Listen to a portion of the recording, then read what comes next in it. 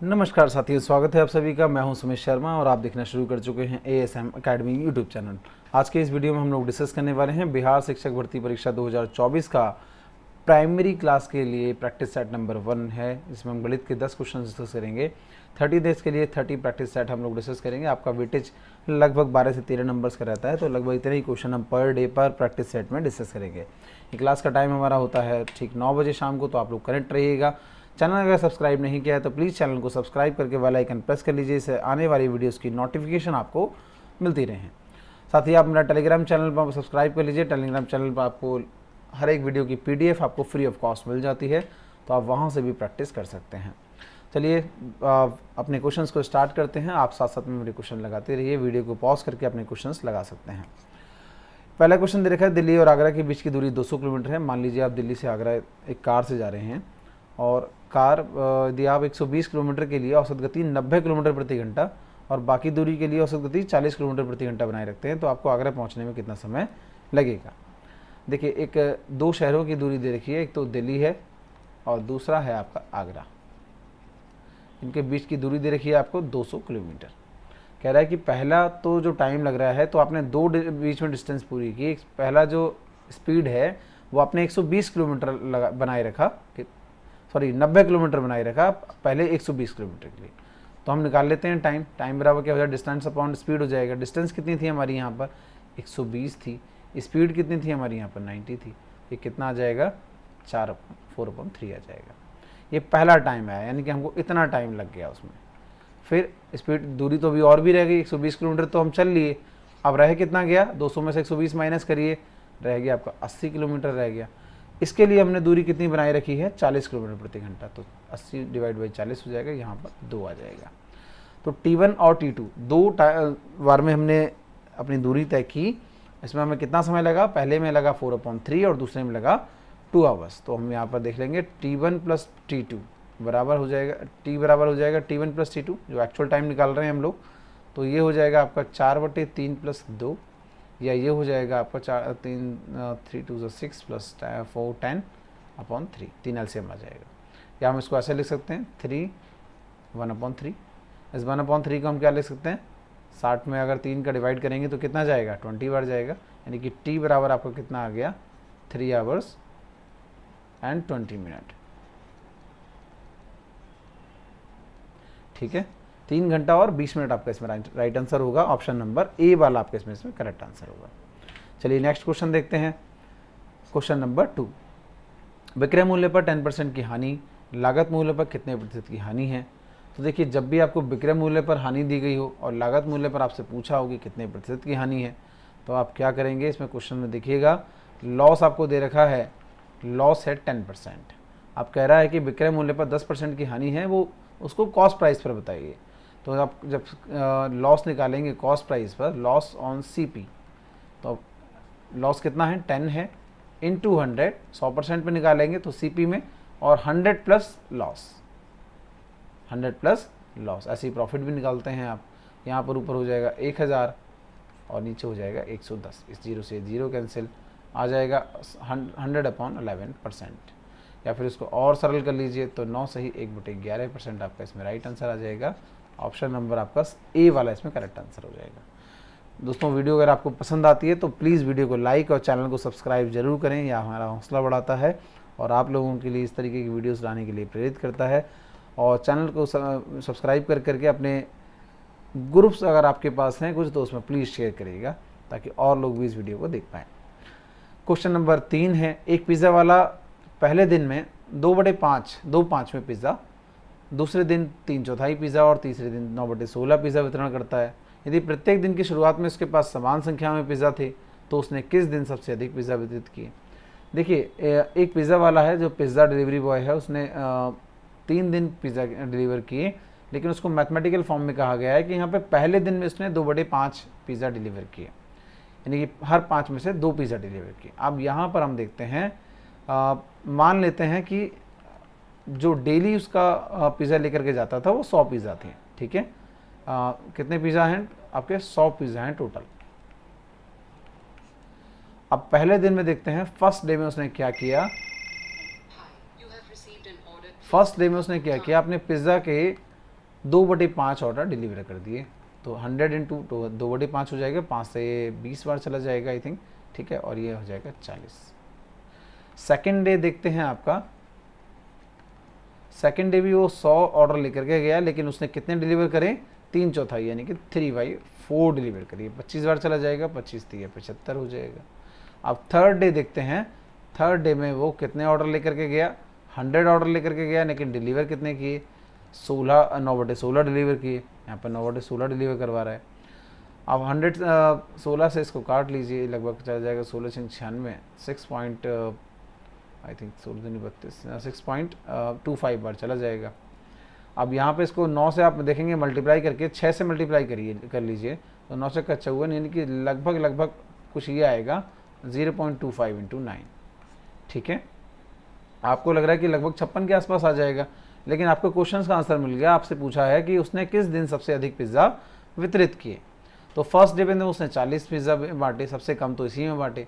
Second days में तो उसने 75 डिलीवरी करी, तो यहाँ पर सबसे हाईएस्ट डिलीवरी करी उसने, है ना, क्योंकि 75 इन तीनों में हाईएस्ट है। थर्ड डे में देखें तो लगभग 55 के आसपास उसने डिलीवरी की होंगी, जो कि एग्जैक्ट आप निकाल सकते हैं इसको मल्टीप्लाई करके। तो आपका राइट आंसर क्या हो गया, ऑप्शन नंबर 2 आपका इसमें राइट आंसर हो गया, डे 2। हालांकि बहुत ज़्यादा ज़रूरत है नहीं है आपको उसमें इसको कैलकुलेशन करने की। चलिए आगे क्वेश्चन देखते हैं। क्वेश्चन नंबर 5 दे रखा है आपको, 2 व्यक्ति ए एंड बी एक काम को 15 दिनों में पूरा करते हैं यदि वे एक साथ काम करते हैं। ओके, ए एंड बी हैं 2 व्यक्ति, वो कितने दिनों में काम को पूरा करते हैं, 20 डेज में। ओके, फिर कह रहा है कि ए अकेला उसी काम को 20 दिनों में पूरा कर सकता है, तो ए भैया जो है वो किस दिनों में पूरा करते हैं, सॉरी 15 दिनों में पूरा करता है पहला वाला। एक मिनट इसको रेस कर देते हैं, आपको कन्फ्यूज़न नहीं होगा ना। हाँ, ए प्लस बी कितने दिनों में पूरा करते हैं, 15 दिनों में पूरा करते हैं, और जो ए भैया है वो 20 दिनों में पूरा कर देते हैं अकेले अगर काम करते हैं तो वो पूछा है कि बी अकेला कितने दिनों में काम कर पाएगा। तो देखिए ए प्लस बी क्या, इन दोनों का एलसीएम ले लेते हैं हम एक बार, तो कितना एलसीएम आ जाएगा इसका, 60 एलसीएम ले लें हम इसको। हम देख पाएंगे यहाँ पे ए प्लस बी की इफिशियंसी कितनी है, 15 दिनों में काम कर रहे हैं, तो नहीं एक दिन का काम कितना होगा इनका, 15 से डिवाइड करिए, 60 को डिवाइड करिए 15 से, तो यानी कि कितना इफिशियंसी होगा इनका, 4 इफिशियंसी होगा दोनों का मिला करके, ठीक है। ऐसी जो ए है यहाँ पे, ए भैया कितने दिनों में काम कर रहे हैं, 20 दिनों में, तो 60 को डिवाइड करिए 20 से, तो ये 3 इफिशियंसी आ गई। अब आपके लिए देख पाएंगे कि अगर हम a प्लस बी बराबर 4 है, तो a बराबर आपको दे रखा है 3 है, तो आप सिंपल माइनस कर सकते हैं या फिर इसमें वैल्यू रख सकते हैं, तो b बराबर आ जाएगा यहाँ पर 1, ठीक है। यानी v जो है वो एक दिन में एक ही काम करता है, और काम कितना है टोटल, वो है आपका 60 काम है, तो कितने दिनों में काम करेगा, b आपका 60 डेज में काम करेगा, राइट। तो आपको ऑप्शन नंबर, सॉरी इसमें गलत टाइपिंग है, ये 60 दिनों आपका इसमें राइट आंसर हो जाएगा। ओके, 60 डेज में काम करेगा। चलिए नेक्स्ट क्वेश्चन देखते हैं। एक भिन्न के अंश और हर का योग 11 है, यदि अंश में 1 जोड़ दिया जाए और हर में से 2 घटा दिया जाए तो यह भिन्न 2/3 हो जाती है।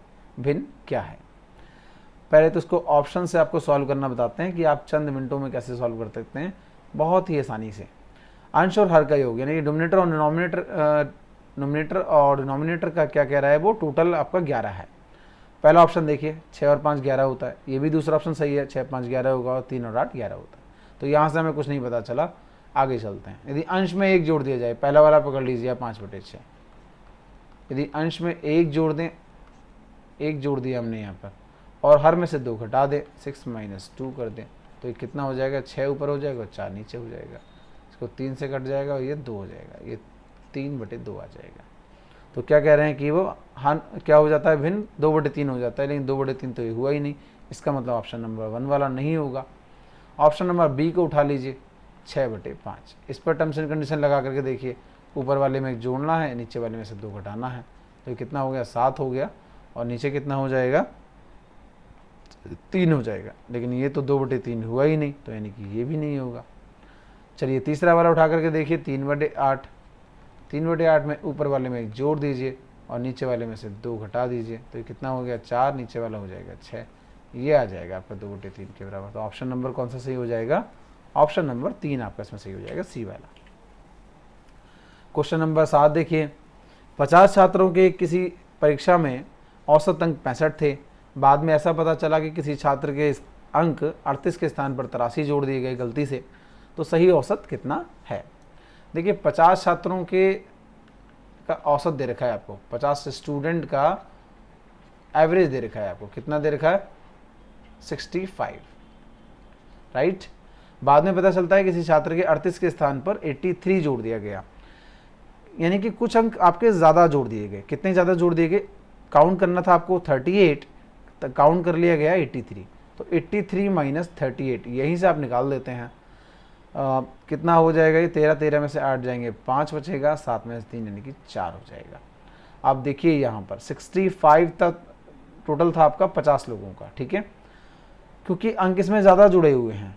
आप 45 अंक ज़्यादा जुड़े हुए हैं, इसका औसत निकाल लीजिए कितना बैठता है जी। इतना ही औसत माइनस कर देंगे, 5 से इसको काट लीजिए, 9 बार चला जाएगा, 5 ने बता लीजिए 0.9 बार चला जाएगा।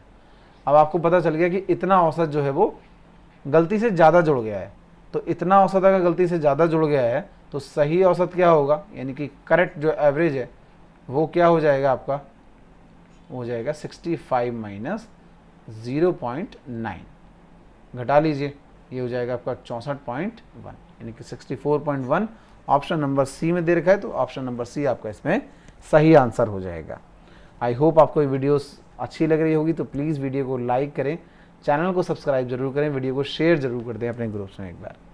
चलिए क्वेश्चन नंबर 8 देखिए। 3 संख्याओं के योग 280 है। यदि पहली और दूसरी संख्या का अनुपात 2:3 है और दूसरी और तीसरी संख्या का अनुपात 4:5 है, तो दूसरी संख्या ज्ञात कीजिए। आपको अनुपात दे रखा है, फर्स्ट एंड सेकेंड नंबर्स का 2:3 है और थर्ड एंड फोर्थ का दे रखा, दूसरी और तीसरी का अनुपात कितना दे रखा है? 4:5। तो हम दूसरी की जगह पे दूसरा लिख लेते हैं और तीसरी की जगह पे दूसरा लिख लेते हैं। अब आपको 3 संख्याओं का समानुपात निकालना है, तो देखिए क्या होता है कि जो आस पास वाली संख्या होती है वो उसका स्थान ले लेती है। जैसे 3 है तो ये इसका स्थान ले लेगा, ये 4 यहाँ पर आना चाहिए, ये इसका स्थान ले लेगा। इसको मल्टीप्लाई कर लीजिए तो चौक 8 हो जाएगा, 3 चौक 12 हो जाएगा, 5 तिया 15 हो जाएगा। ये आपका क्या आ गया? अनुपात आ गया। अब आप यहाँ पर देख पाएंगे कि आपकी जो संख्याएं हैं वो 8:12:15 के अनुपात में है। तो पूछा है कि आपसे दूसरी संख्या कितनी, हाँ यहाँ कह रहा है कि 3 संख्याओं का योग भी तो 280 है। अब यहाँ पर इस तीनों संख्याओं का योग 280 निकाल लीजिए। अब यहाँ पर इसको टोटल कर लीजिए, आपका ये 12 8 20 हो जाएगा, 20 और 10 30 35 हो जाएगा। तो 35 किसके बराबर है आपका? 280 के बराबर है। यानी कि अब पूछा कितना है आपका? दूसरी संख्या पूछी है, तो ये दूसरी संख्या निकालने के लिए 280 डिवाइड बाई 35 और गुणा 12 कर लीजिए आप यहाँ पे। इसको आप सॉल्व कर लीजिए, 5 से आप सॉल्व कर लेंगे तो 5 7 35, सॉरी 7 से सॉल्व करिए इसको, 7 से 5 बार चला जाएगा और 7 से 40 बार, 5 से इसको 8 बार कर दीजिए, 12 8 कितना हो जाए? 96 आंसर। ऑप्शन नंबर ए वाला आपका इसमें करेक्ट आंसर हो जाएगा। चलिए नेक्स्ट क्वेश्चन देखते हैं आपका। नेक्स्ट क्वेश्चन है, 2 संख्याएं तीसरी संख्या से 90% और 75% कम है। मान लेते हैं तीसरी संख्या 100 है, तो पहली संख्या कितनी हो जाएगी? 10 हो जाएगी। दूसरी संख्या कितनी हो जाएगी? 25 हो जाएगी। अब कह रहे हैं कि पहली संख्या में कितने % की वृद्धि करें ताकि वह दूसरी संख्या के बराबर हो जाए।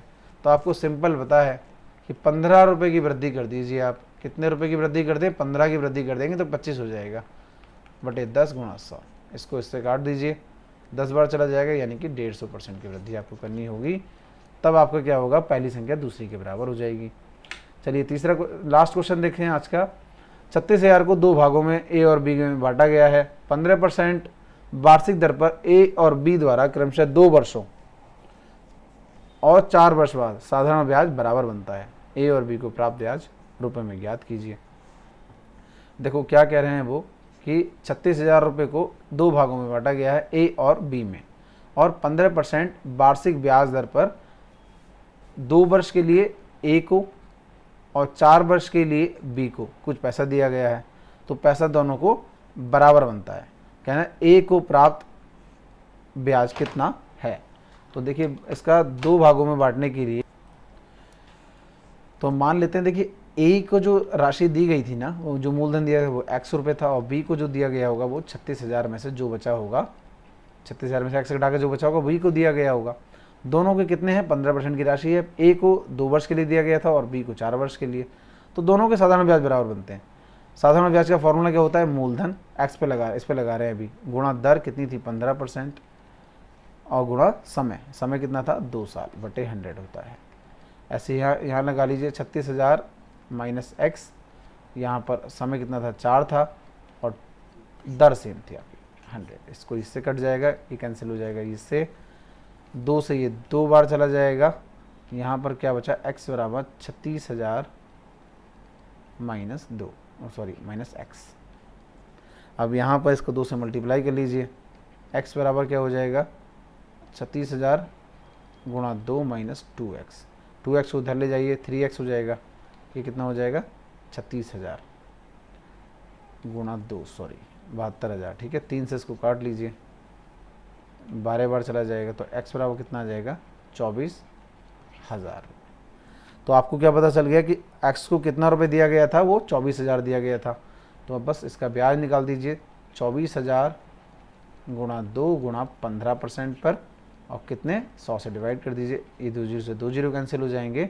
और जब आप मल्टीप्लाई करेंगे 48 15 दूनी 30 24 तिया 72, तो ये आ जाएगा 7200। ऑप्शन नंबर आपका ए वाला इसमें राइट आंसर हो जाएगा। आई होप आपको ये वीडियो पसंद आई होगी। तो दोस्तों आपका इस वीडियो को देखने के लिए बहुत बहुत धन्यवाद। आई होप कुछ ना कुछ आपने यहाँ से सीखा होगा। तो प्लीज़ वीडियो को लाइक तो कर ही जाना और चैनल को सब्सक्राइब ज़रूर कर देना। थैंक यू सो मच, मिलेंगे नेक्स्ट वीडियो में।